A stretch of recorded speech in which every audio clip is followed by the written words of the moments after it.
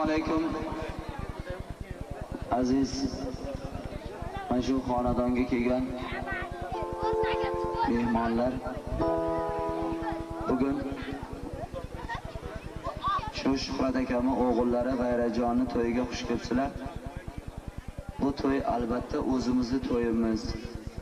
Chunki biz shu san'at yo'liga kirganimizdan beri Shuhrat akam bilan billamiz. Bizda bugungi kunda ashula aytishimiz o'zi noto'g'ri edi. Shu xalqni do'stlarimizni talabi bilan bitta aytib beramiz. Chunki biz orzu havas qilib Abdurauf Olimovni shu yerga taklif qilganmiz. Xo'p. Hadib shu bizni ko'rish o'rmasin, mana shunaqa hofizlarni ham televizorda ko'rmasan, tirigini ham ko'rishsin deb.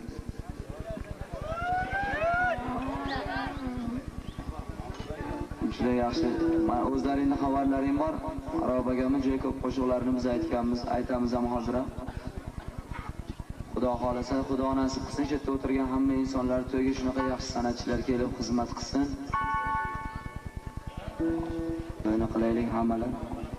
Hammalaring kelib xizmat qilinglar. Rahmat. Endi biz qo'ldan kelgancha bitta ikkitani aytamiz. Yana Rauf akamga beramiz navbatda. Shu yerga kelib xizmat qilgan rahmat. Shu yerga kelib xizmat qilgan hamma san'atchilarga va mehmon bo'lib kelgan insonlarga katta minnatdorchilikni Shuhrat akamning nomidan, ularning oilasi, ota-onasi nomidan sizlarga minnatdorchilik bildiramiz. Rahmat sizlarga.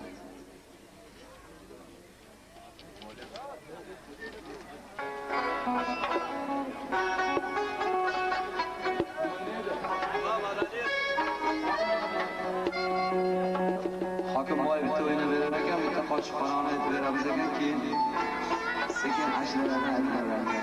Qo'qondan ancha sofalarimiz kelgan bu yerda.